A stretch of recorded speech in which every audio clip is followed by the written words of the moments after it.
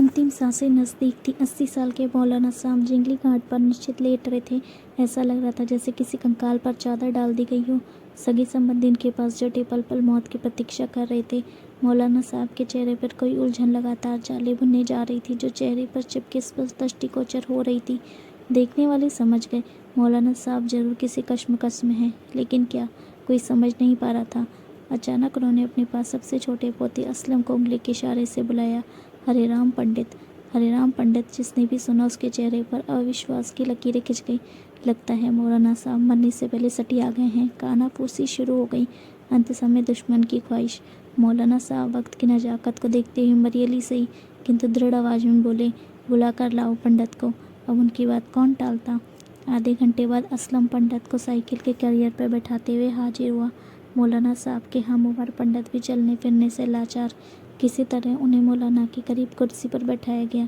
पंडित हरे राम को देखकर मौलाना साहब में जाने कहाँ से ताकत आ गई कि वह दीवार का सहारा लेकर बैठने लगे, मगर ताब इतनी भी ना थी, लिहाजा लुढ़क गए। घर वालों ने उन्हें सहारा देकर किसी तरह बैठाया। मौलाना साहब ने एक नज़र घूर कर पंडित को देखा, फिर बोले, अभी पंडित, अब मैयत में शामिल होने के लिए भी न्योता देना पड़ेगा।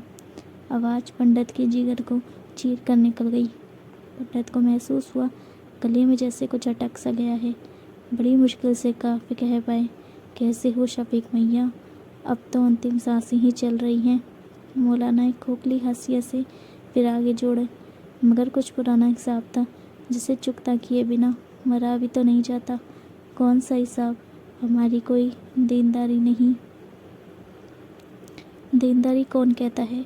बस इतना जानना था, क्या हमारे रिश्ते इतने कमज़ोर थे पंडित, जो गांव के मंदिर मस्जिद विवाद में ढह गए। शब्दों की चोट बहुत मारक थी। पूरा गांव जिन पंडित के आगे हाथ जोड़कर साष्टांग प्रणाम करता था, उन पंडित हरिराम ने इस समय शफीक मैया के आगे हाथ जोड़ दिए। आंखों का सैलाब जाने कैसे फूट पड़ा। शफीक मैया, बचपन से हमसे दोस्ती के लिए कितना पीटे गए थे याद है, पर कभी साथ ना छोड़ा। फिर कैसा क्या हुआ पंडित। शफीक मियाँ की आवाज़ जैसे कुएं से आ रही थी। अपना जवान बेटा खोया था शफीक मैया। हमने भी तो खोया। अनवर आपका भी तो पोता ही था। जानता हूँ, याद में दिलाओ। घर आता था तो दादा दादा कहकर कंधे पर चढ़ जाता था। ये सांप्रदायिक आग किसका घर छोड़ती है।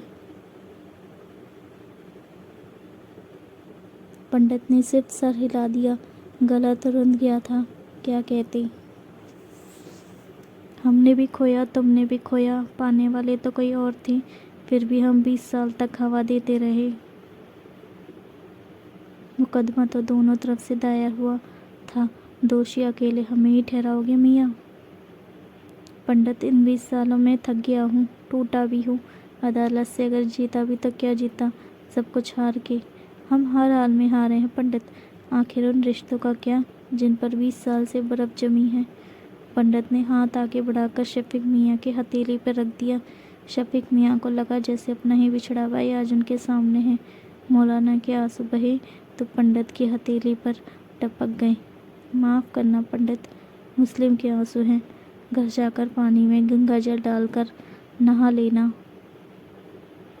ओए मुल्ले होश में, 7 महीने तुझसे बुढ़ा हूँ, थप्पड़ मारूंगा। जलील करने को बुलाया है। पंडित ने हथेली को पकड़ को और मजबूत किया। काश पंडित वट दिखाते हुए ये थप्पड़ उसी दिन मारा होता तो आगे के शब्द हलक में हटक कर रह गए। बस शफीक मियाँ बस, वो एक तूफान था जो गुजर गया। बहुत कुछ तहस नहस हुआ, क्या मेरा क्या तुम्हारा। वक्त की आँच में तुम भी जले हम भी। अब उन जख्मों को मत करे दो। इन 20 सालों में कभी चैन से हम भी नहीं सोए। एक बोझ था, आज हल्का हुआ। माफ़ करना हमें। अब तो हम अल्लाह के घर जा रहे हैं। ये बच्चा लोग ना आज से तुम्हारे हवाले। और सुन पंडित, हम माफ़ी ना मांगेंगे तुझसे, छोटे होने का कुछ तो फ़ायदा लेने देंगे। पंडित की आंखें डबडबाई, बस हाथों के इशारे से आश्वासन दे पाए। पक्का, अगर कुछ गड़बड़ की तो 100-2 साल बाद भी तू वहीं आएगा, तब निपटूंगा। पंडित झटके से कुर्सी से उठे। एक हाथ हवा में शफीक मियाँ की तरफ उछाला। तमाचा पड़ने ही वाला था। घर वाले सकपका गए। ये क्या हो रहा है? पंडित दुश्मनी बोलता है कहीं। मगर पंडित झुके और शफीक मियाँ को गले लगाकर जोर से भींच लिया।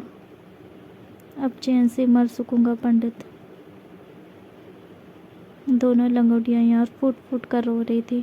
आंखों में सिर्फ आंसू ही नहीं, बहुत कुछ था जो बह जाना चाहता था।